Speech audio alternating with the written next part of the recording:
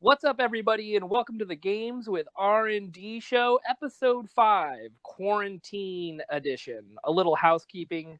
Obviously, the coronavirus has place, and we're all kind of stuck in our homes, just like you all are out there listening. But we have found to record. And so if things are sounding a little bit different, higher quality, lower quality, I'm not sure how it's going to turn out. But either way, thank you for tuning in and listening to us once again. We are always going to be available on Apple Podcasts, Spotify, YouTube, and all your other favorite streaming platforms. We're back. I'm your host, Garrett Anderson, and with me today, we will always have Dantastic. Fantastic. What's up? And Roberto. Hello. Yeah, so this is obviously really interesting for all remotely. We're not even doing video capture, so this is completely audio recording. So once again, to you guys as listeners, we really appreciate you tuning in, and please realize that we are doing the best we can. And I also want to apologize for the delay in the release of this next podcast, because it's tough. Everybody's life has changed, and unfortunately, some of this business has kind of blocked out what we all would regularly be doing on a day-to-day basis. But we're back, and hopefully this new way of recording will be pleasant enough for you. So It's actually not that always... much of a change for me, so that's fine. Yeah.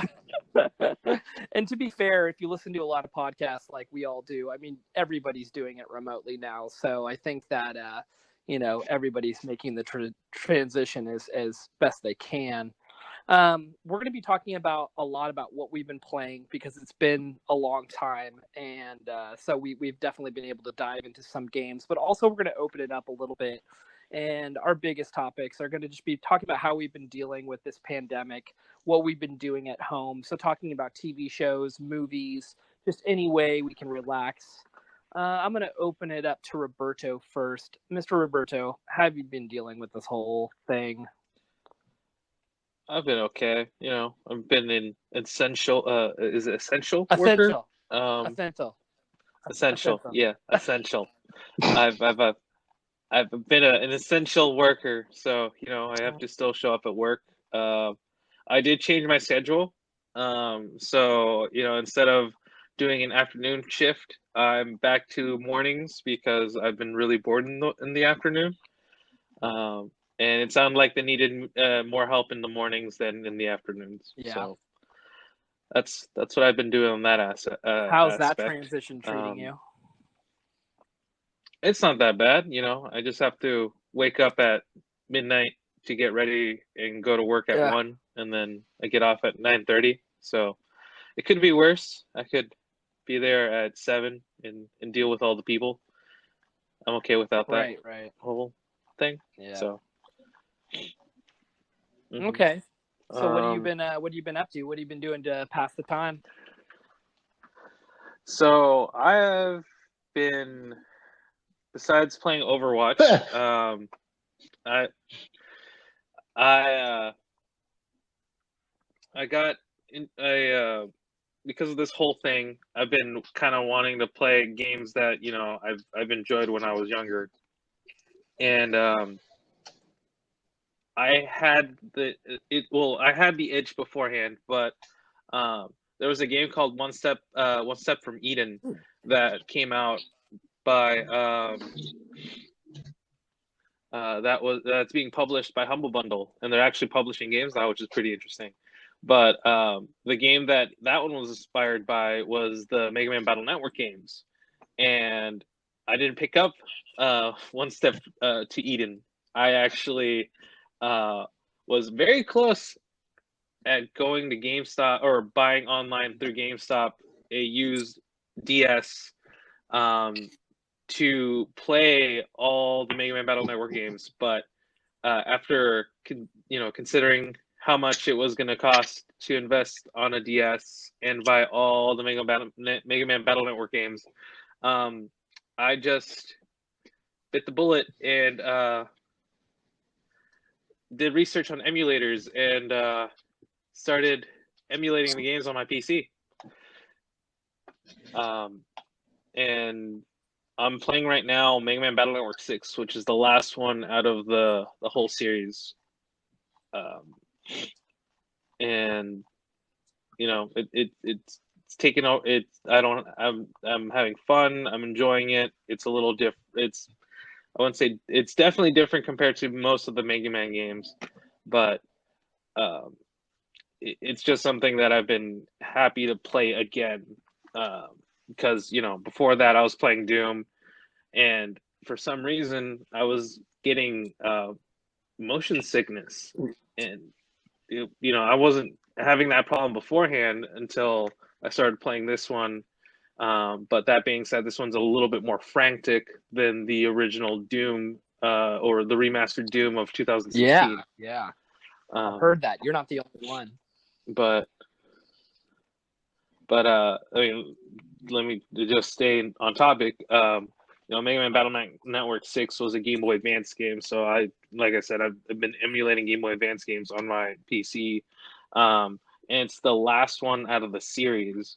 It was published by Capcom. One of the producers, Kenji Inafune, who helped make the Mega Man games. But unlike the regular Mega Man games, that's more of a platformer shooter kind of style game. This one plays more like a 3x3 grid deck building game. Interesting.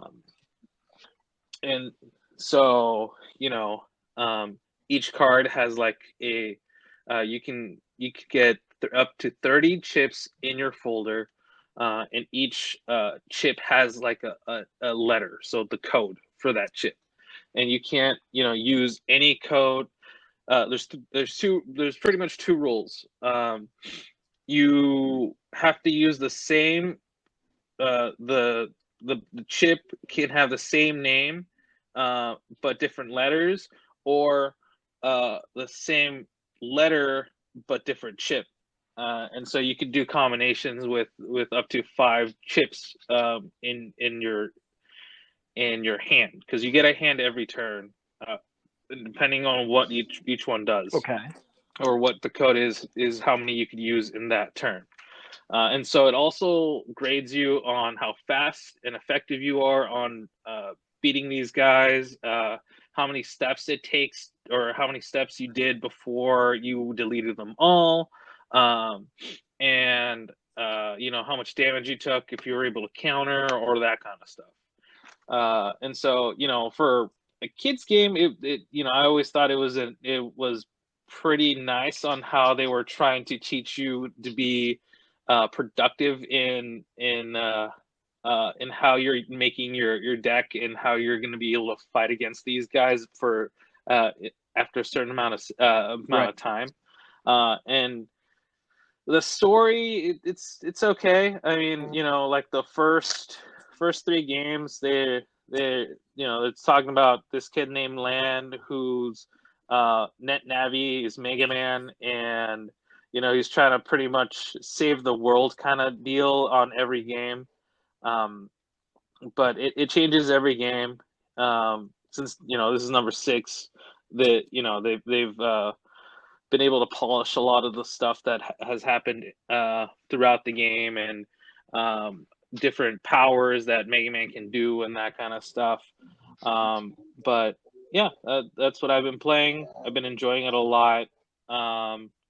It brings back I do miss this, and I hope they do re-release like a collection of the Mega Man games, Mega Man Battle Network games, hopefully on the Switch, because that's the one thing I do miss, is that the portability of this game. You're tethered to your PC while playing this, right? I'm tethered to my PC for this game. Yeah, that sounds interesting, actually, because I've never heard of that particular series of Mega Man games. Yeah, it was. I wouldn't say it was a hit and miss, but it was only released during the Game Boy Advance series, when the Game Boy Advance was out. How old were you then? You must have been pretty young, yeah? I mean, because Game Boy Advance... let's see. He was 12. I wouldn't be surprised if Mega Man... It looks like Mega Man Battle Network 6 released June 13, 2016? Okay. Or 2006, sorry, 2006. Yeah, 14 So years ago. that's That's definitely a while ago for sure. Yeah. Okay. I was 14. I was 14. There we go. Dang. Feel old, you guys. Well, that's cool, Wow, man. That's kind of cool to 2006. dive into your diving into your roots like that is sometimes, especially in while all this is going on, just trying to find some comfort food and reaching back to a better time is definitely comforting for sure. All right, anything else on that? Let's see now. Other games I've been playing. All right. Not that I've played yet. I'm waiting for my copy of Persona 5 Royal to come in because I got lucky and found a premiere edition of the game itself. So I'm very excited for that. Right. So you said you played Doom Eternal, though. I don't think we ever talked about that on the show. So you're saying it's giving you motion sickness, yeah? Yeah, so it's from all that I've played on it, I've enjoyed it a lot. It is smooth, it's quick, it's, if you slow down, that's pretty much your fault for dying kind of thing. And it gives you so many different ways to survive, even at the I'm playing at the second hardest difficulty, but it's just one of those things. Some reason after like one or two levels I have to take a break because it's just it's messing with me now. And it's not just that game. I just remembered while playing this one, I was playing another game called Invector. And Invector is it's a rhythm game by, let me see if I can find some. The game is called Invector, but it's the Avicii Invector. It's a game that the DJ producer Avicii was helping make before his passing, and I like his music a lot, and so I picked it up. But the developers are Hello There Games and Wired Productions, and it was published by Wired Productions. But it's just think of how Rock Band and Guitar Hero, you see the notes come to you, and you have to press those at a certain amount of time, or at a specific time, so you can get points and you get graded for this kind of stuff. Well, in Vector, not only are you doing that, but you also have to rotate where your spaceship is going, because it's more like a space. It's more of a space themed game, and so think of a cone coming towards you, and you have to turn your ship the right spot while pressing the button that they're asking you to do. And the better you're doing, the faster it moves. So that's another game that was actually getting a lot of motion sickness too. So right now I have two games that were giving me motion sickness. Wow. And I was trying to play at the same time, and I finally finished Avicii's Invector. I enjoyed the music. I'm a fan of his music, and the story was maybe like 2-3 hours, but after I beat that, I was, I'm like uninstalling. It was fun, but I'm not gonna touch this again because it's messing with me. Yeah, I mean, nobody wants to be sick while they're playing games. That's crazy. Yeah. But other than that, that's pretty much what I've been playing. Just a little bit of Doom, some Mega Man Battle Network 6, beat Vector, and then Overwatch, of course. That's cool, man. That's awesome. Well, Mr. Dantastic, tell me about the game you've been playing. I've been playing Final Fantasy 14 online MMO. All right. Yes. Nice. So I would not have gotten back into this game at all because I used to play when it first came out, even before the revamp. And then I stopped. And I was like, okay, whatever. And then my daughter tells me, hey, Daddy, I have something here that I need to send you. And I go, okay, cool. What is it? She goes, I'm not going to tell you anything. I'm just going to send it to you and you're going to like it. And I'm like, all right, cool, whatever. Seriously, that's how it goes, right? So I get this box from my daughter, who lives in Oregon, by the way. And I open it up, and inside were the old PS3 collector edition versions of the original Final Fantasy 14. And wow. and I was like, oh my God, no, don't do this to me now. Please don't do this. So I open it up and I see everything in there. It has the book, the artwork book. Oh my God, the artwork is so amazing. And it has the big old giant box that has the token, the one-time use token that you can get. So essentially there's like a little extra protection, and you push a little button and this device gives you a 6-digit code. And when you log in, you have to put this 6-digit code within 45 seconds or you can't log into the game, whatever. So I'm going through all of this stuff and I find my old journal that I actually had. And it was leather bound and it has Final Fantasy 14 Online embossed on it. And there's actually writing in there that I took notes, when the game first started a long time ago. The Carpentry Guild is here, this certain place is here, I need to do this over here, this recipe makes that.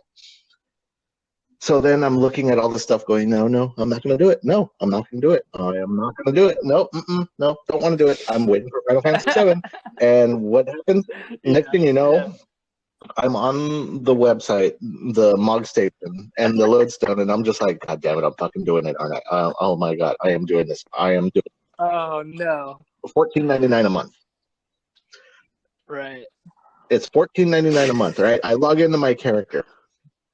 I don't remember anything. Okay, keep in mind, this is already after 3 years that I stopped playing. Okay. Sure. This has been it's been 3 years since I played. Okay, so the highest level I had was a white mage at level 62, and I looked at it. I was like, I don't know what I'm doing here, so I don't know if I should start a new character. I don't know if I should just wing it, or if I should, I didn't know what to do. So I took my lowest. Okay, so here's a good thing about Final Fantasy 14. I really like it because you can change jobs on the fly as long as you're not in battle. So you have access to every single job with one character, which means you don't need to create another character if you want to play a different class. I can be a white mage or a red mage or a black mage or a dragoon or a paladin or whatever I want to be whenever I want to be. I don't have to change characters. I just have to change my gear. That's kind of cool. So I go with my lowest level character at the time, which I believe was an archer. It was only level 15. I go, okay, level 15, low enough for me to actually get back into the game. It's been since the last time we recorded, about a month and a half, a month and 12 days or so? What level are you? Right. I've been playing Final Fantasy 14 since. Oh my God. At the time, my highest level character was my highest level job was my white mage at level 62. And my lowest level job was actually my gladiator, which later turns into a paladin. It was only level 7. Well, I've played this game so much that my highest level character now is my dancer at level 70, my black mage at level 71. And my dancer is 68.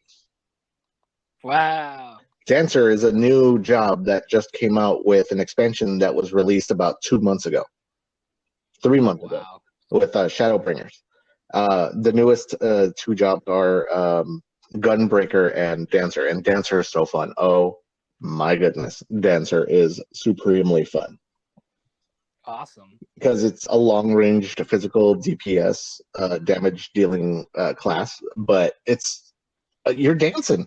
I'm dancing. It's one of those things. And you get these chakrams that you just throw around, and it looks so nice. It's very, very, very beautiful. One of the reasons why, one of the reasons why I love Final Fantasy is the story. So the story in this MMO is amazing. It's very detailed. There are a lot of MMOs out there that do have storylines, WoW, Gaia, Terra, stuff like that. But I don't think that the story is really fleshed out through the game as much as it is in Final Fantasy 14. Cutscenes that can take up to 20, 30 minutes. It's like watching a freaking movie, Right. Very detailed lore and backstory for all of these characters. You do so much in this game and you get emotionally invested in these characters that if something happens to one of them, it'll hit you in the feels. It's a roller coaster, and then of course there's those times of lull when you're like, whatever, I don't know what I want to do. So what you do is you just kind of walk around and find something, I mean, for me, it rarely ever happens that I get bored in the game because, like I said, I leveled. My lowest level job now is actually a level 38. So I've been leveling everything in tandem, everything. And the average level for everything right now is 50. So when I stopped playing, the Stormblood expansion had just released and the level cap was 70, but I only got to like 62 on my weight mage. Now the level cap is 80. And holy shit. Yeah. So, and I was working on my black mage and I'm like, okay, you know what? I was going to take my black mage all the way up and go through the entire story and, just take it to the first 80 and then start doing in-game content with my black mage. Well, then I started not liking my black mage very much because it's too slow. And I say too slow is you have to stay in place in order to cast your spells, and a lot of times when you're fighting a big boss in a dungeon or something, you have to move, which will interrupt your spell. I don't like that. So then I switched to Dancer, and you can move while you're doing your skills and abilities, and it'll still do, full damage. And because of that mobility, it's why I fell in love with Dancer. Very cool. Oh yeah, I mean, there's so much that I can talk about. I could probably talk about this game forever, but that's how I've been coping with COD 19 too. Yeah. So, how many hours a day are you playing? You think? Do you want the truth or do you want a little fib? No, go ahead. Just tell me the truth. Like, I mean, how balls deep are we into Final Fantasy 14? Right now I feel like a crackhead because I'm not playing and I'm on this podcast right now. I feel like I'm scratching and itching, just can't wait to get back on. I'm on at least 15 hours a day. Wow, that's a lot. You see me when I wake up, and nowadays I wake up at 2, 3 in the afternoon, go take my shower, go get my food, jump on and play until 7, 8 o'clock in the morning. Well, you're definitely getting your money's worth out of it. Damn right I am. Dues, yeah. Well, that's cool. I mean, anything that can get you kind of a distraction from all this virus stuff. I mean, like, for sure, I could totally see. I tried Final Fantasy MMO, and I just don't know why I couldn't get into it. I have no explanation why. I actually tried with our good mutual friend Joey, who works at our work, and he played with me for about 2 or 3 hours. I don't think I gave it I think if I had played it for a good, like, solid 6 to 8, it may have, hooked me in a different way. I remember when I first played the game in the first starting area, there were so many people around the quest givers that we literally had to, like, wait in line. Like, there would be crowds of people around the quest givers, and I was waiting to, like, turn in a quest or receive a quest. I remember, and Joey's like, no, you have to wait in this line over here. And there was like a digital line, like, of players, like real players waiting to talk to this NPC to get this quest. Now, this was when the game first came out. I don't know if they've changed all that and how all the quests are given or turned in. But yeah, that was one thing that kind of turned me off slightly about the game. I'm sure they've patched the crap out of it, though, from this point, because it's been out for a couple of years now, right? I mean, how long has Final Fantasy 14 MMO been out now? Final Fantasy 14 MMO first came out, I want to say, in 2013, and Yeah, sounds about right. then they took it down because it was shit.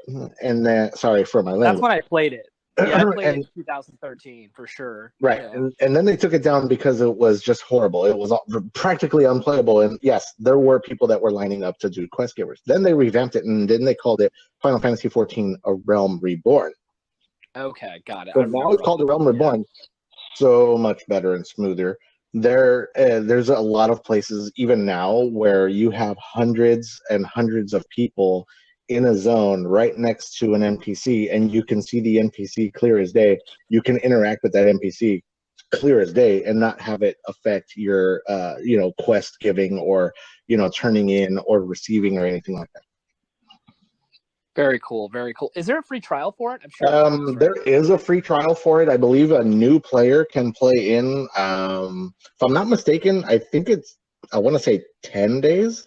If you purchase the game that way, then yeah, you can, and then you can take it up to level 30. I want to say. That's awesome. I think it's level 30, which in 10 days you can do level 30 and probably, well, with the way I play, you can take a character 1 to 30 in about, I don't know, 7 hours. Do you know how does the leveling work? Like, if I was to jump in as a new player, would we be able to play together, or yes. Like if I was going with you, would I not be able to do very much because of whatever enemy level and strength and all that? How does that work? The best way for you to play in the same party as me is to try to get onto the same server that I am, which I'm on Famfrit in the North American servers. However, with an update that happened, I don't know when because it happened when I was gone, you can actually change worlds at will and visit another world and play with people that way, which is actually really cool. So there's events. So here's a sad note. There was a player on a server that passed away due to the COVID-19 virus. And somebody on a server organized a game-wide funeral service for this person. And what they did was they walked from one city to another. And hundreds of thousands of players all jumped from their homeworld server into his homeworld server to take part That's neat. in a funeral procession and actually walk in memory of this player of Final Fantasy 14 to walk for him in support of this player, which is pretty awesome because I don't think this would have been possible had it not been for the world visiting system. So now if you were to play, jump back into it, and you could totally party with me. We can we can play, you can do your dungeons, and anybody that's higher, when you get to your dungeons, like say your first dungeon, which is at level 16, we can play together and it'll drop my level down to level 16 so that we can do this dungeon together. Or if you want to just blow through the dungeon and not have to worry about it, I could take my black mage that's level 71, me and you unsync, you're level 16, I'm level 71, and then I just go wreck face and just one shot everything all the way through there and get you the credit for your dungeon. Oh boy. Yeah, I don't want to be carried, that's for sure. So then, yeah, we could still party together without it being carried, and we still earn our experience points, and it would be all the same level and super fair and getting items and all that stuff. Yeah. Well, I feel like I should give it a second shot then, because like I said, I played it back in 2013. I was wondering, it felt like at least that long. It felt like a good 6-7 years. And I think I just kind of got thrown in there. And to be fair too, I didn't have a lot of experience with MMOs. So I think I didn't really give it a fair shot. And I would like to go back in and possibly give it a second chance, just simply because I got some more time on my hands than I normally do right now. I'm warning you, it will suck you in, especially with the social aspect of it. You can be social but antisocial at the same time. There's free companies, which is basically your guild of a bunch of other players, and you get together and you do stuff, right? Well, the free company that I'm in, they are super helpful. They helped me get a lot of mounts. They helped me get new. Oh, and there's flying in the new areas too, so you can fly in your mounts, which is kind of cool. That is cool. They'll help you out with other stuff. Oh, I need help with this dungeon right here. Oh, okay, cool, let's go, and they'll help you out. So the social antisocial aspect of it is you can be with people, but you're not with people, so you don't have to worry about social distancing. You don't have to worry about, oh, you sneezed on me, but you still have people to interact with. You can still talk and have conversations and talk about other random stuff. We were having a very in-depth conversation about Goku the other Cool. day. Yeah, Nice. we were talking about Goku and how it almost seems like he, should drop a big load every time he powers up. It's a power move. Power Yeah. move for sure. I mean, we get pretty funny in there, but yeah, I mean, if you do give it a shot, do the free trial, and even if you only do the free trial, at least you can say, hey, I did this. Yeah, I tried it for sure. Well, I'll definitely let you know if I do decide to do it, because I want you to kind of at least show me the way. I'll just jump in there real quick and just to get the basics down. We can run around and do some stuff for sure. Yeah, for sure. Well, okay. I've been playing a whole bunch of stuff. I might only talk about 2 or 3 of the games I've been playing because the list is kind of long and I tend to kind of go on, and I don't want to, bore everybody to death. And I'm also going to lose my voice if I talk about all these things. But we'll start it off with Darksiders 3. I played it on Xbox Games Pass for PC. Once again, you can play this game for $1 if you haven't already signed up for that trial. And, it was funny because this game kind of got like middling to lower reviews, everywhere from like a 6 to an 8. And also, to be fair, I didn't have a lot of high expectations for it because I had tried out Darksiders 1 and 2, and neither of those games, grabbed me in any kind of way. I ended up ducking out, within a couple of hours after playing. Darksiders 3 is actually developed by Gunfire Games. And if you remember on one of the previous episodes, I was talking about a game called Remnant from the Ashes that was also developed by Gunfire Games. And that's why I decided to give this a look, because I loved Remnant from the Ashes so much. I was like, oh, Darksiders 3 should give this a shot. Plus, it's also free on Xbox Game Pass for me, but not free, but it's in the library, so I figured why not? It's pretty risk-free. It's published by THQ Nordic. If I was going to classify the genre, it's an action role-playing hack and slash, but the gameplay is really cool, and the way I can describe this is it's basically taking a lot of gameplay structure and elements from Metroidvania or the Souls series, which is another reason why I knew I'd like this a little bit more. And it's like, Dark Souls in that there are bonfire equivalents. There are bosses with big old huge red health bars. There's a lock-on mechanic. See an enemy, you can lock onto that. There's a lot more methodical gameplay when you're talking about, fighting. You're not just running up and slashing. You literally have to think about everything that you're doing, because even the smaller enemies can kind of, do a lot of damage to you. And it's Metroidvania in that there is a hub area within the whole game as far as the world. It's not open world, but they're essentially like different branches. Just like in the Soul series, there's always like a center, and, off to the right, left, up, and down, there'll be different paths you can take. But it's not open because, one area is blocked because you haven't unlocked double jump yet or whatever. So you can explore a little bit, but it does basically take you down a couple main paths until you start unlocking the abilities to be able to explore other places. So the gameplay, in my opinion, is solid. Way better than I gave it credit for. Visually, it's okay. I mean, it kind of reminds me of a late Xbox 360 or PS3 game. It's got a very like 90s comic book aesthetic.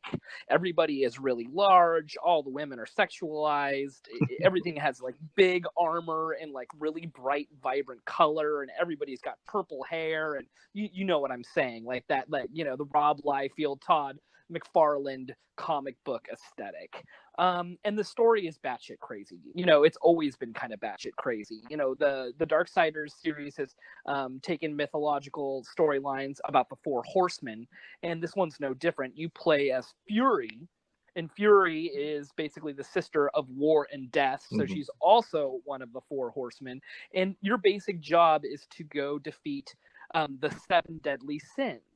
And what I will say is the 7 deadly sins are all bosses, and they're actually really well created. They were actually designed with the sin in mind. So think of like sloth, right? Sloth is a 7 deadly sin, right? You're lazy, you don't do anything, and the sloth boss is just this giant Jabba the Hutt, lard looking fat boss. It just was like, yep, that's sloth. If I was going to fight a thing called sloth, that would be what I would envision, right?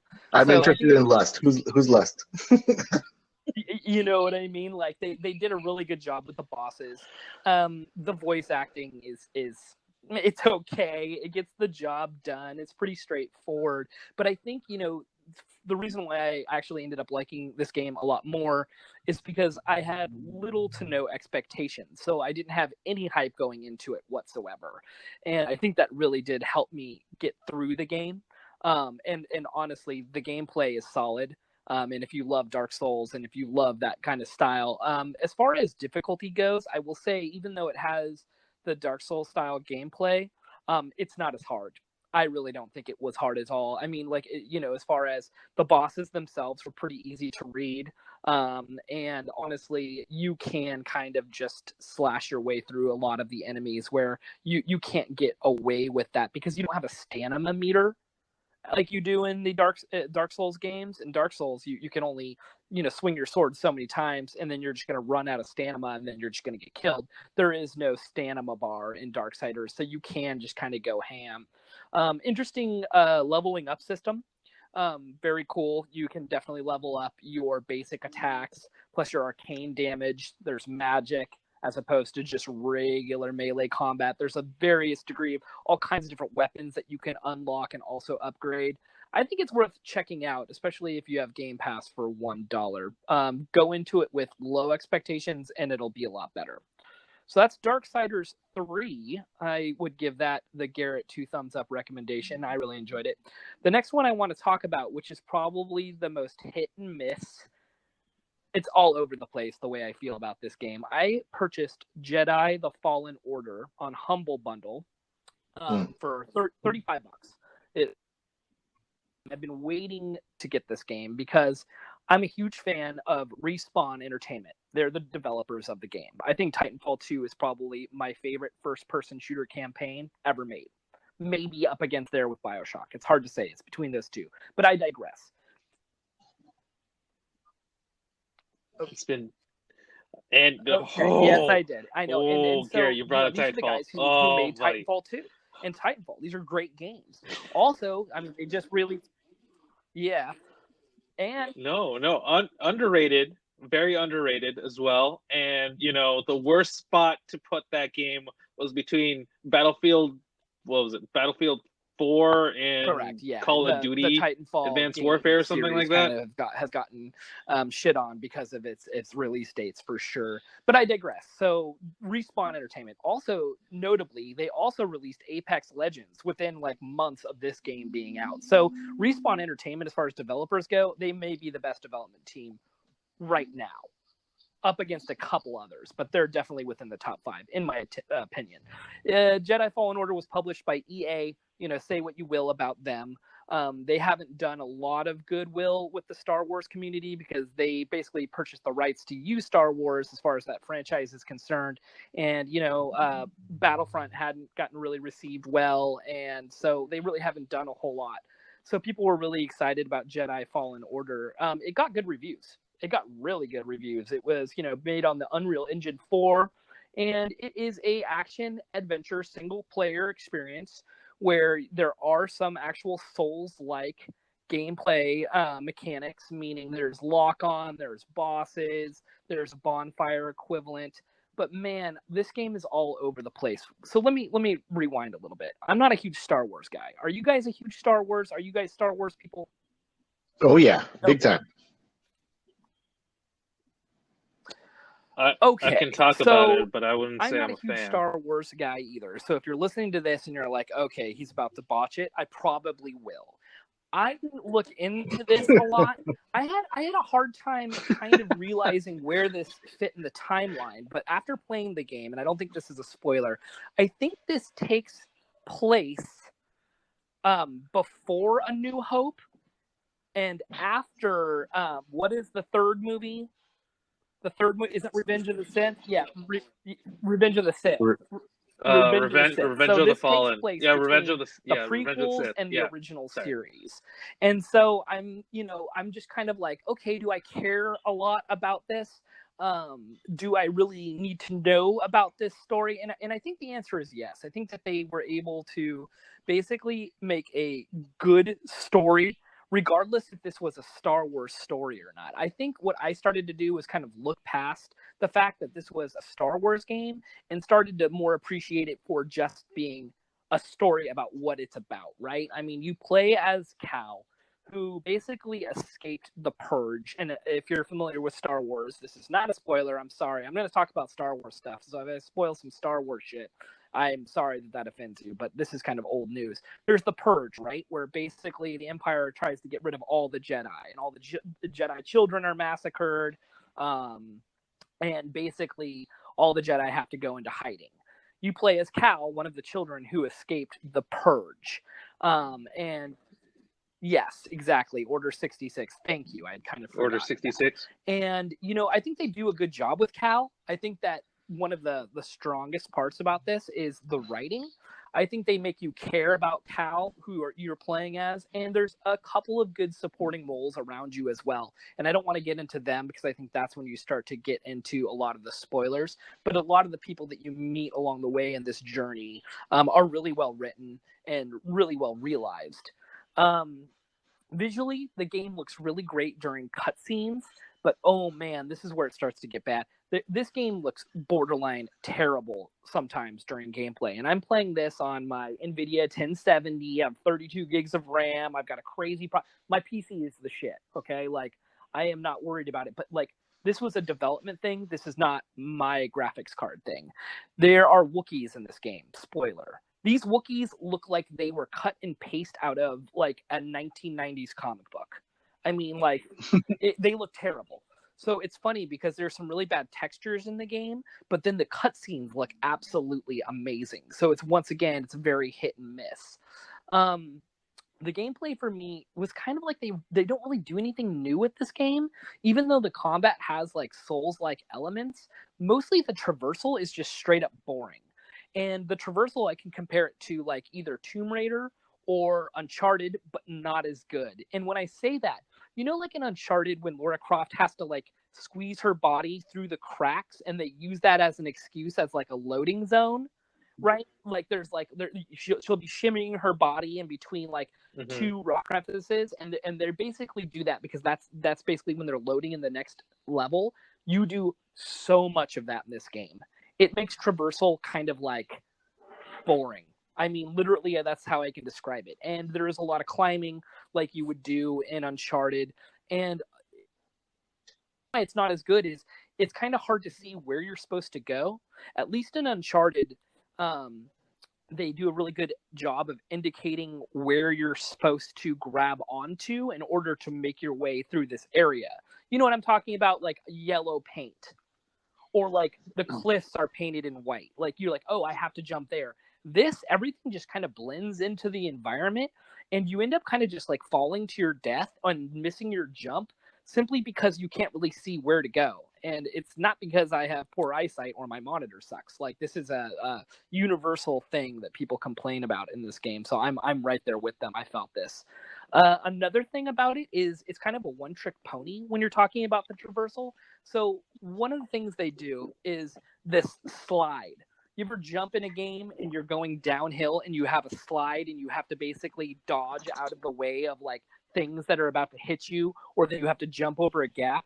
Imagine taking a water slide down. They do this so much.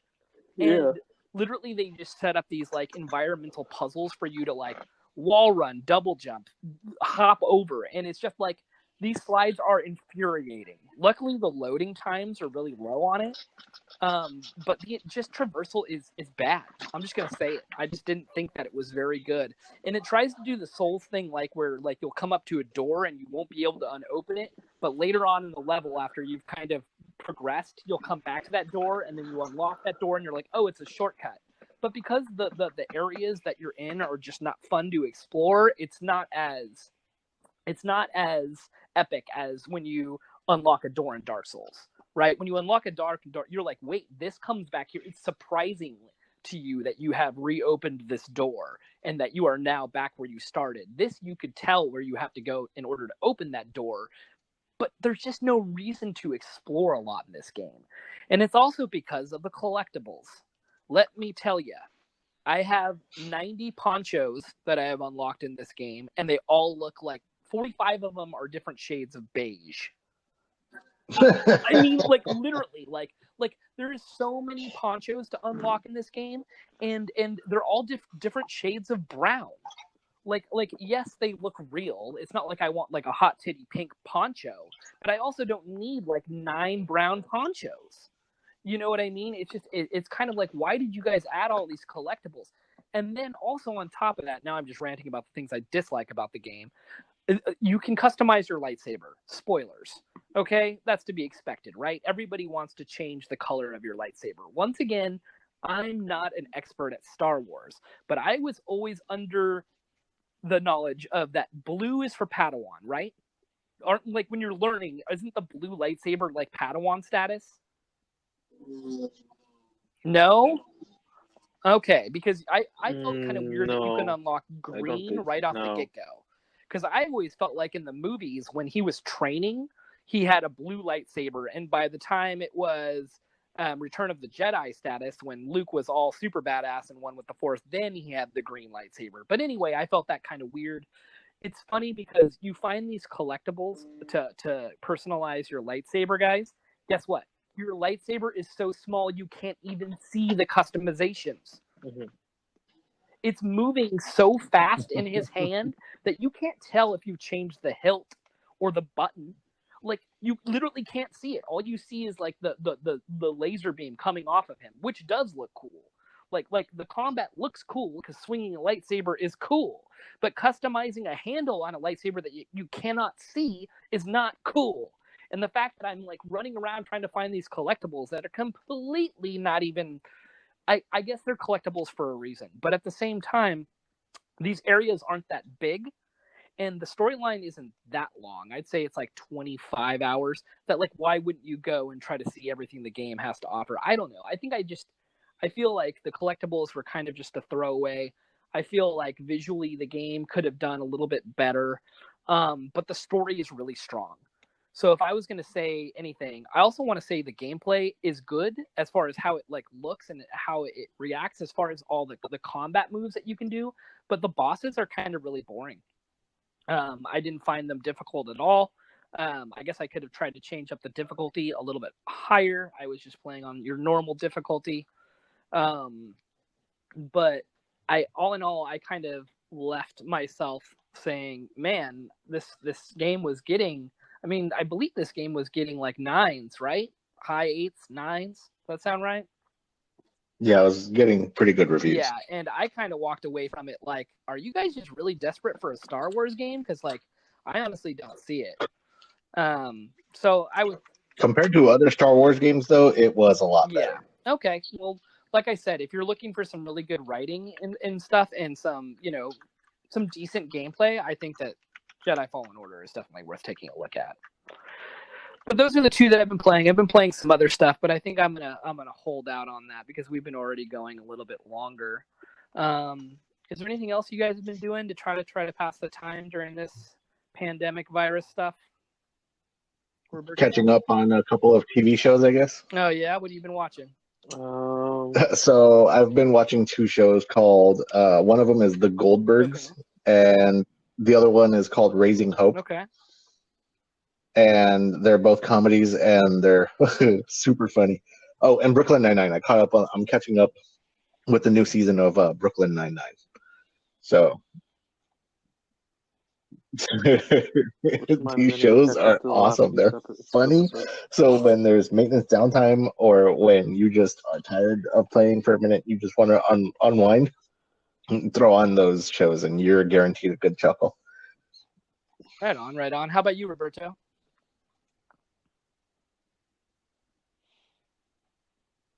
Let's see now.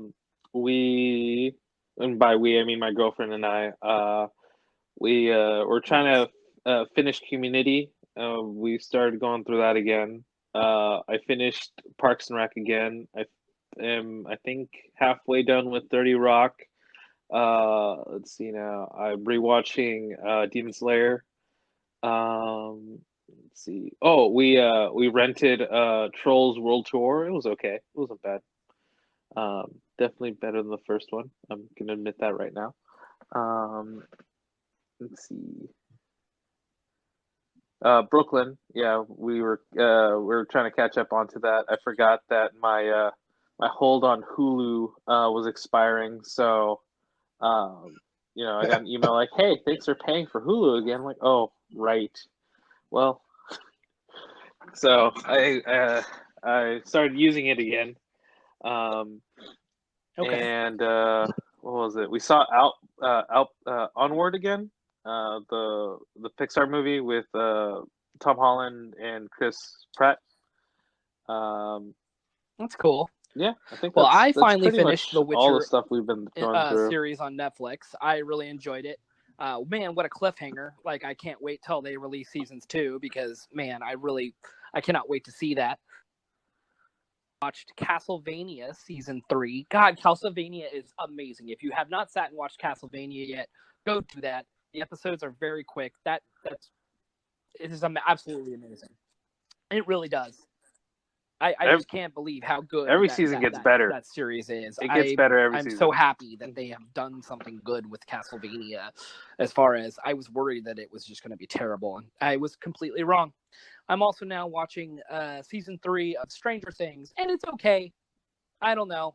I'm about 6 episodes in. I'm kind of feeling like it's good. I don't know if it's as good as the previous series.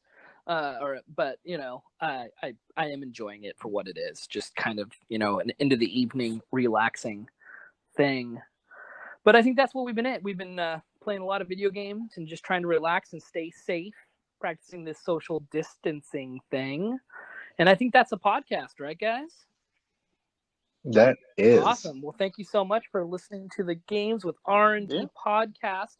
Like always, check us out on all your favorite streaming services like Apple Podcasts, Spotify, YouTube, or wherever else you like to ingest your content.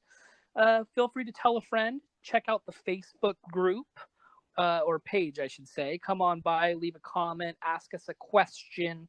If you want us to go ahead and read your questions on the show, we will definitely do that. And thank you so much. And we love you. Stay safe. Peace.